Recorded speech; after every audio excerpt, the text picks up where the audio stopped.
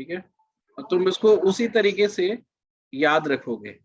सबसे पहले मुझे ये बताओ कि कैन एनीबॉडी टेल मी कि जैसे मान लो, नहीं ऐसे नहीं, मतलब let's start from historical perspective only, कि जैसे मान लो एक जीप की कंपनी है, ठीक है, एक जीप की कंपनी है, और एक मतलब B2B ऑर्डर है जीप के कंपनी के पास, जिसमें, या मिलिट्री का ऑर्डर है जीप के कंपनी के पास, कि military is asking for 500 jeep from the company A, and while asking they are also asking, मतलब while ordering they are also asking कि आप कब डिलीवर कर पाओगे, ठीक है। तो अब एक बार को पूरा तुम वो कर लो कि मतलब जो पुराने एक्सपीरियंसेस को हटाओ। तो जैसे अगर मान लो कि कोई उसका मैनेजर है जिसको ये बताना है कि in how many days they will be able to deliver 500 jeeps, तो क्या क्या इंफॉर्मेशन की जरूरत पड़ेगी, बताना मुझे। सर प्रीवियस डेटा से हम कंपेयर कर सकते हैं, क्या लाइक हमने इससे पहले कितने टाइम में डिलीवर करी थी नहीं, 500 जी। मतलब उनका ये तो पता होगा ना कि मतलब जो मैनेजर है उसको पता होगा कि एक जीप, हम एक लॉट में कितने जीप बना सकते हैं, ठीक है, या एक असेंबली लाइन में, एक रनिंग में कितने जीप एक साथ बना सकते हैं, कितने असेंबली लाइन में कितनी रनिंग हम चला सकते हैं दिन में, वो एक होगा टाइम पीरियड का, ठीक है, असेंबली लाइन का टाइम पीरियड। फिर एक जीप में करीब 5000 से ज्यादा कंपोनेंट हो सकते हैं, so how many components are available, वो भी देखना पड़ेगा for 500 jeeps, and how many of them are not available, ये भी आपको देखना पड़ेगा। फिर आपको ये भी देखना पड़ेगा कि अगर जो नहीं अवेलेबल है रिक्वायर्ड अमाउंट में, उसको अगर हम आज ऑर्डर करें, तो जो आपका सप्लायर है, how much time he will take to deliver that, है ना। ऐसे कई सारे इंफॉर्मेशन हैं जो कि based on raw materials and time and suppliers, ऐसे कई सारा इंफॉर्मेशन है, डेटा है, जिसको समझकर ही आप एक्यूरेटली बता पाओगे कि 500 जीप जो है वो कब डिलीवर होगा। तो एक ये बड़ा प्रॉब्लम, इस तरह के कई ऐसे सिचुएशंस आ सकते हैं जहां पे आपकी कंपनी के पास मल्टीपल डेटा होंगी, और you have to make them together और bring them together to create an information from that data, ठीक है। एंड देन अगर आप उसको पेपर रिटन अगर है, या फिर अगर आपके पास हैंड रिटन है, इवन अगर डेटाबेस में भी है एक्सेल में, तो to fetch information from that database आपको बहुत टाइम लगेगा, मल्टीपल कैलकुलेशंस करने पड़ेंगे, तब जाके आप बता पाओगे कि how much time they will be able to, और he will be able to deliver 500 jeep. तो ये एक सिचुएशन मैंने बताया, but I will go back to history, कि बिजनेस तो इंडिपेंडेंटली, हम इंडस्ट्रियल रिवोल्यूशन के बाद बिजनेस हाउसेस बढ़ने लगे थे, है ना, और इधर टेक्नोलॉजी का एक इंडिपेंडेंट ग्रोथ होने लगा था। Technology specially I am talking about information technology, ठीक है। इंफॉर्मेशन टेक्नोलॉजी का ग्रोथ अलग से होने लगा था, पहले कंप्यूटर आया। तो जब भी कोई टेक्नोलॉजी नहीं आती है, तो जो टेक्नोलॉजी बनाने वाले लोग जो होते हैं, they want to sell that technology to someone who can give money from it, from money for that। और सबसे बेस्ट, जो कोई भी टेक्नोलॉजी आप डेवलप करते हो, उसका सबसे बेस्ट बायर जो होता है वो कॉर्पोरेट्स होते हैं।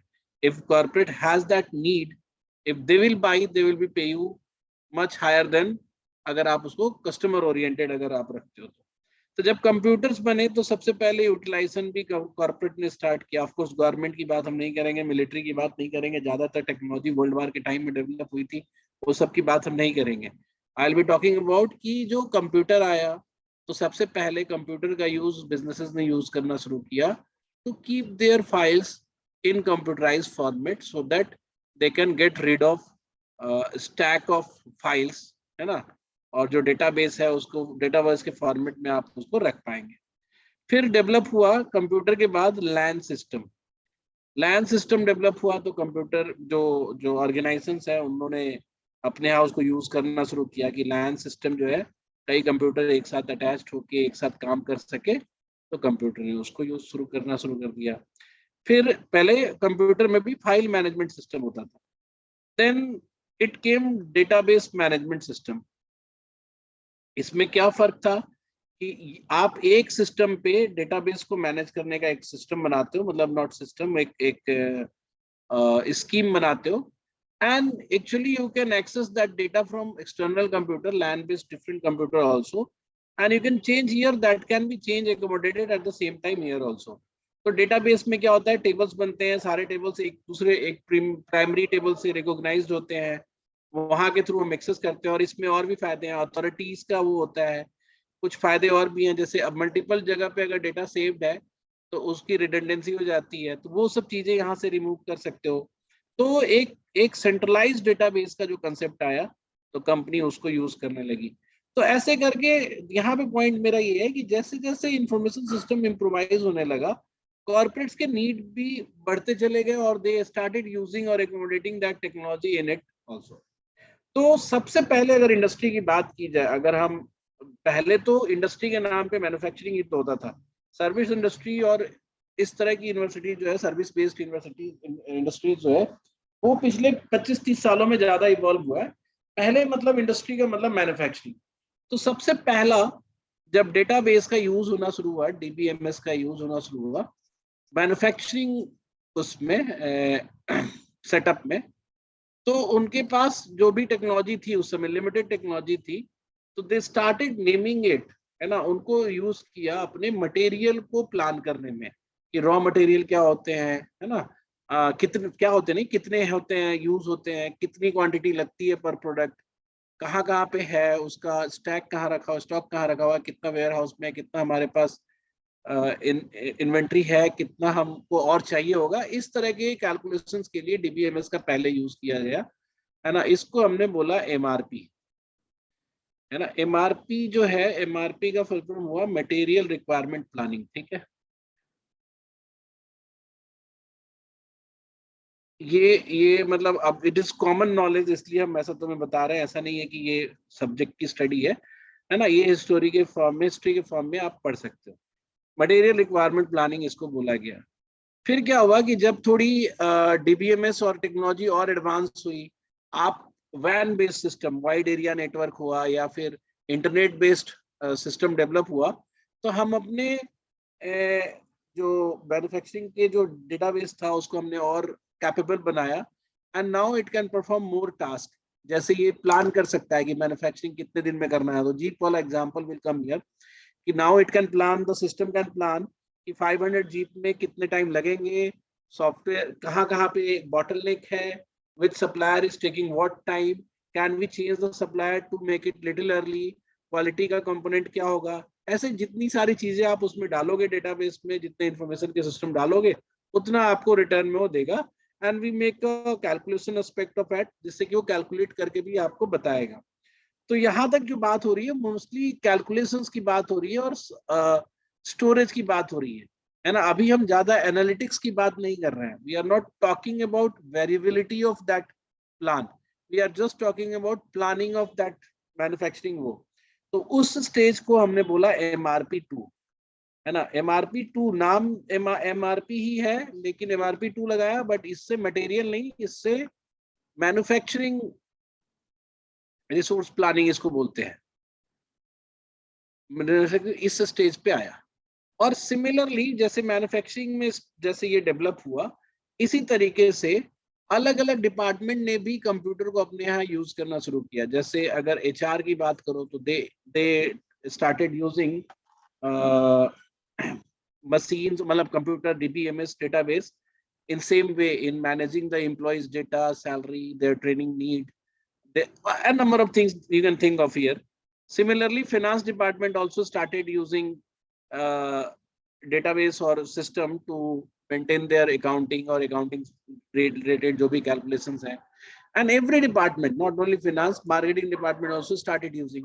तो पहले क्या होता था कि अलग अलग जो आईटी कंपनीज होती थी ना, वो इसके लिए अलग सॉफ्टवेयर बनाती थी। तो एक टाइम था कुछ साल पहले तक ही, जैसे मैन्युफैक्चरिंग के लिए सबसे अच्छी जो होती थी जेडी बीन्स करके एक सॉफ्टवेयर होता था, एचआर के लिए पहले पीपल सॉफ्ट होता था, फाइनेंस के लिए फिनाकल जैसे और भी मतलब पहले सॉफ्टवेयर होते थे जो फाइनेंस के लिए लोग खरीदते थे। कंपनी वाले जो डिपार्टमेंट है ना, अलग अलग खरीदते थे। और मैन्युफैक्चरिंग वाला मतलब ऑपरेशंस वाले अपना अलग, मार्केटिंग वाला अपना अलग खरीद लिया।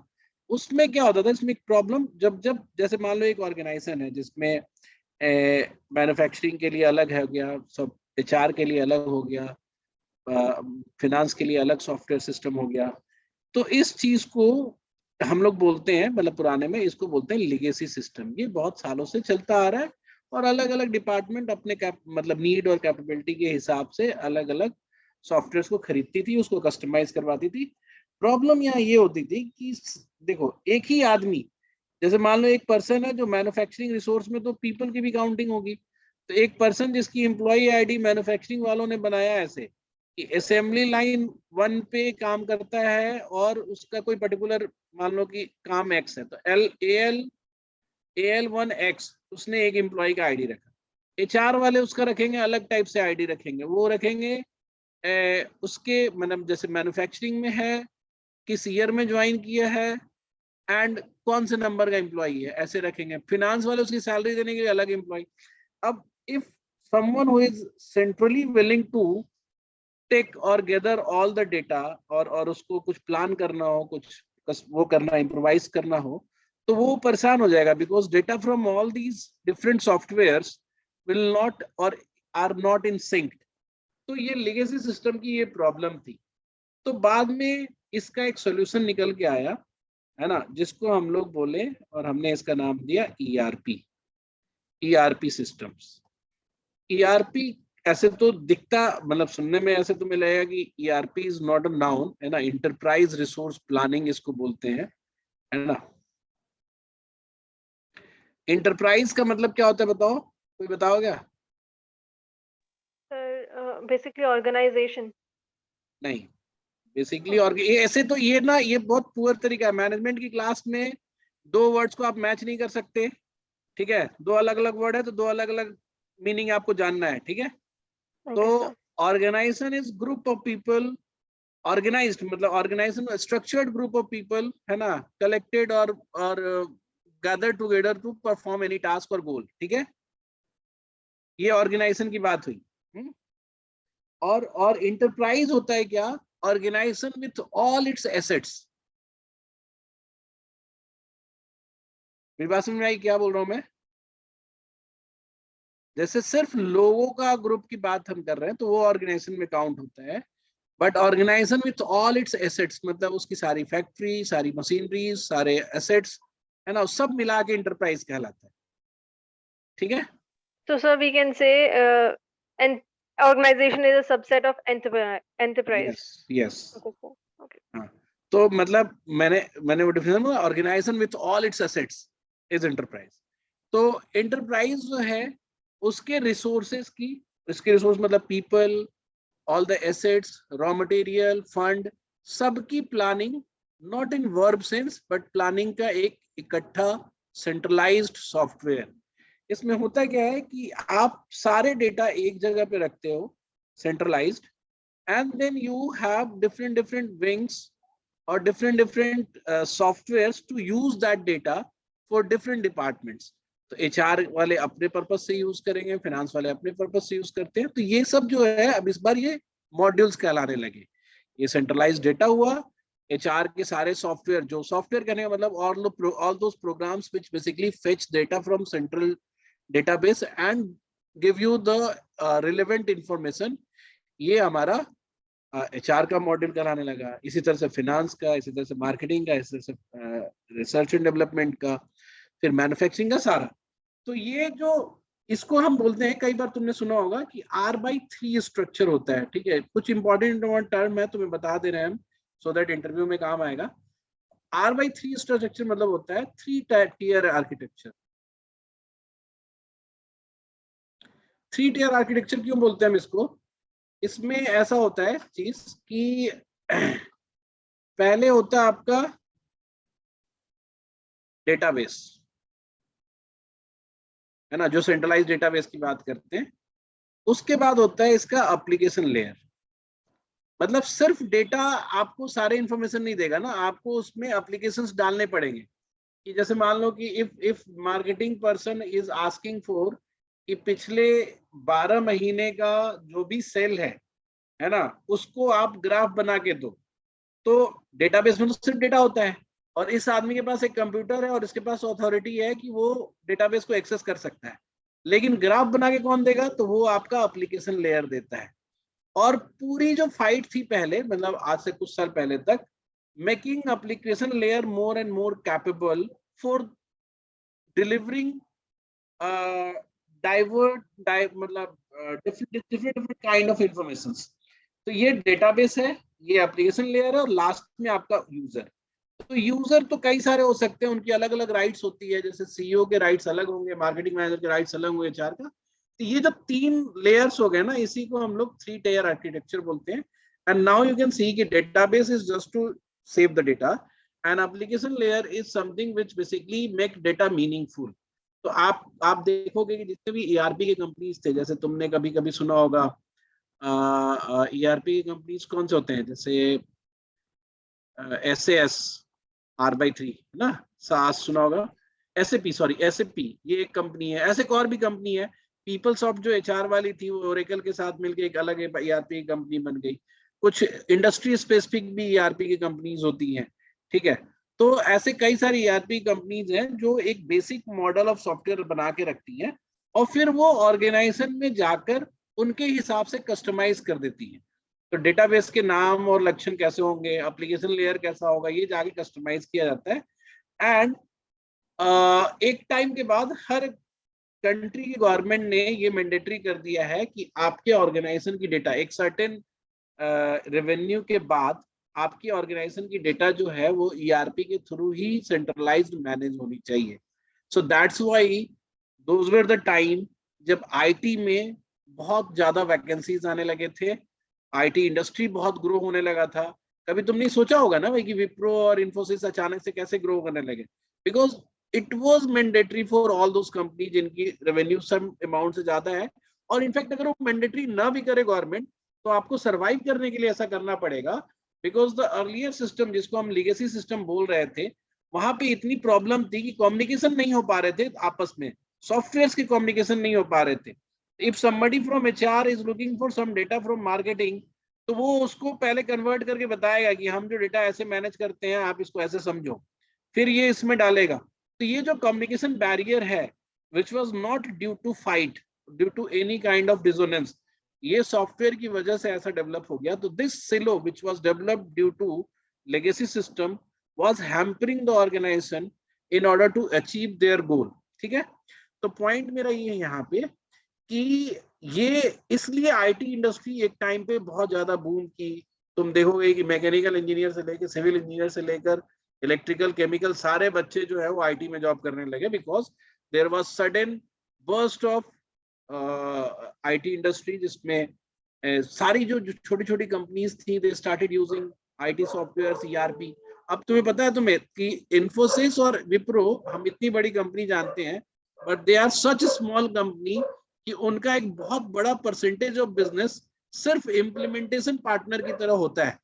इम्प्लीमेंटेशन मतलब SAP is a software, and now for a company जहां पे SAP इम्प्लीमेंट होनी है, वहां पे कई चीजें करनी पड़ती है। एक तो इम्प्लीमेंट कराने के लिए कस्टमाइज करना पड़ता है, फिर सारे एम्प्लॉइज को वहां पे एकोमोडेट मतलब वो चेंज के लिए लीड करना पड़ता है, ट्रेनिंग देनी पड़ती है, and there are n number of tasks at every corner of the company while you are implementing SAP. So SAP is the organization who will sell the product, but implementation partner are all these company, Wipro, ये जितने भी CMC, TCS ये सब देखते हो ना, इनका majority of work जो है वो बड़े सॉफ्टवेयर के इम्प्लीमेंटेशन पार्टनर की तरह है। ठीक है, तो लेकिन ऑफ कोर्स एम्प्लॉयमेंट बहुत राइज किया। अब उसके बाद जब ये एक स्टेज ये हो गया, now all the companies are almost self-sufficient, not self-sufficient, मतलब now everyone has IT, everyone has this SAP and ERP in them. Now the need of application layer started rising कि हम इसको और ज्यादा कैपेबल बना सकते हैं, and this need of capability and in order to make better decision or more informed decision is coming, और इसने यहाँ से पिच किया need of analytics as a different specialisation, क्योंकि एप्लीकेशन लेयर के जो भी ऑपरेशंस थे कि जैसे फोरकास्ट करना है या रिग्रेशन करना है या फिर आपको डेटा को क्लियर करके आपको किस तरह से इंफॉर्मेशन क्रिएट करना है, तो पहले क्या होता था कि आईटी कंपनी वाले हैं, बिजनेस वाले हैं और डेटाबेस वाले हैं, तीन तरह की स्पेशलाइजेशन है। डेटाबेस वाला ये नेटवर्क इंजीनियर वगैरह हो गया, ये एप्लीकेशन लेयर वाला बिजनेस एनालिस्ट हो गए जो आपको एप्लीकेशन लेयर डिफाइन करते हैं, और ये आपके यूजर्स हो गए। But all of sudden need of people who are basically expert in crunching the data and finding rationality to crunch the data और जो भी उसको interpret the data, उनकी राइज होने लगी और उसका एडवांटेज दिखने लगा। एक और रीजन जो था एनालिटिक्स के राइज करने का, the rise of e commerce and retailer, है ना। ई कॉमर्स सेक्टर और रिटेलिंग, ये ऐसे सेक्टर्स हैं जिसमें एनालिटिक्स का एकदम क्विक, और रिटेलिंग में भी ऐसा नहीं थी सिर्फ बिग बाजार टाइप के, एवरी कंपनी ओन्ड शोरूम और नॉन कंपनी मतलब ये जितने भी मल्टी ब्रांड शोरूम्स वगैरह होते हैं सब रिटेलिंग के पार्ट है। एंड पीपल स्टार्टेड रियलाइजिंग कि हम छोटे छोटे डिसीजन को ट्वीक करें without having any extra cost, we can increase the sale by 20 to 30%। जैसे अब तुम्हें एक एग्जांपल हम बताते हैं कि आप एडिडास कंपनी को जानते हो, ठीक है। एडिडास कंपनी का शोरूम जो है वो आपको नोएडा में भी होगा, आपको दिल्ली में भी होगा, और दिल्ली में भी सीपी में भी होगा और जनकपुरी में भी होगा। आप जाकर तीनों जगह पे आप उसके स्टोर का कलेक्शन देखो, you will find difference in that collection. So how that difference actually started making sense because of the analytics figures, क्योंकि जब ये इस दुकान पे और इस जगह पे इनके डेमोग्राफी कैसी है, किस तरह के लोग हैं, मतलब नौकरी करने वाले लोग ज्यादा हैं कि बिजनेस करने वाले लोग ज्यादा हैं कि गवर्नमेंट जॉब करने वाले लोग ज्यादा हैं, एज ग्रुप कौन सा बाई करता है, जेंडर, इंटरेस्ट, इसके ऊपर भी डिसीजन लेना शुरू कर दिया। हालांकि इस चीज को जो हम बोलते हैं कि अभी सारे जो शोरूम्स हैं, इसके जो ऑनर हैं, जो भी जिन्होंने भी खोला है, they never decide what product is to be sold there in their store। ये सारी चीजें जो है वो एडिडास मैनेज करती है। इसको हम लोग एक टर्म बोलते हैं vendor managed inventory, which you don't need to know. यहाँ पे वेंडर का मतलब शॉपकीपर नहीं हुआ, जनरली हम वेंडर का मतलब शॉपकीपर समझते हैं, यहाँ पे वेंडर का मतलब हो गया कंपनी जो बेसिकली बेच रही है।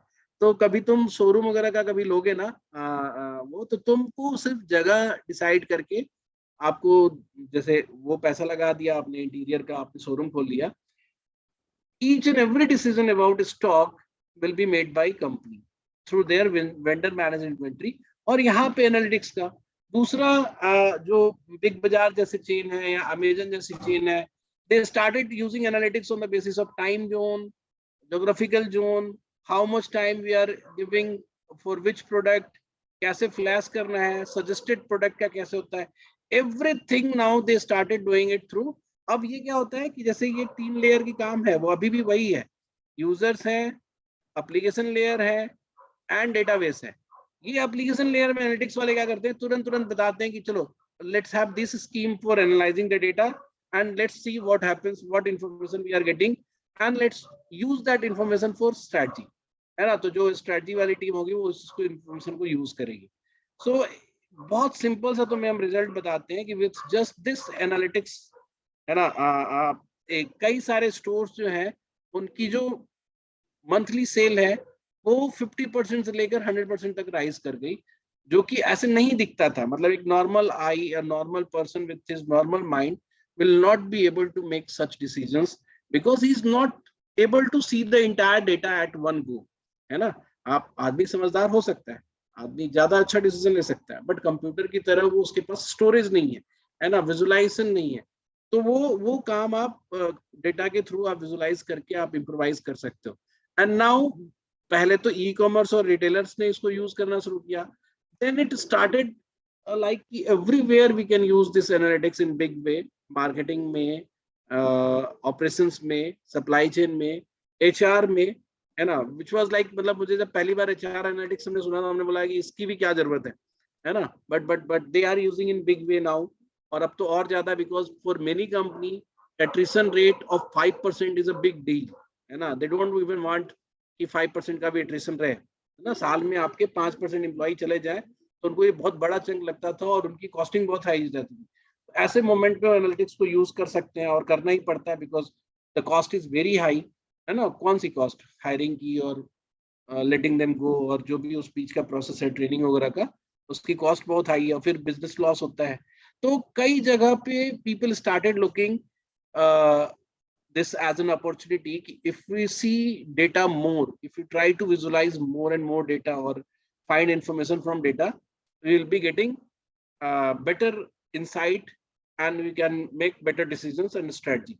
ठीक है, तो ये आईटी के बाद ही एनालिटिक्स का जो इनिशियल स्टोरी जो मैं बता रहा था, that was use of computer as an tool, then use of software as a tool, and then use of integrated software as a tool, और फिर लास्ट में एनालिटिक्स एप्लीकेशन एंड एनालिटिक्स.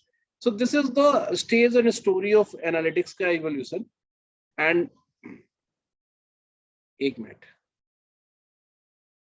इसके बाद जो हम नेक्स्ट क्लास जब करेंगे, एक और अभी तुरंत नहीं करेंगे, वो जब तक किसी का कॉल नहीं आता तब तक नहीं करेंगे, वो 1 या 2 क्लास करेंगे. You will be learning about basic tools of analytics. ठीक है, और उसमें थोड़ा सा stats, and then we will be having some examples ki how regression is being used, या how correlation is being used in making business decisions. ठीक है.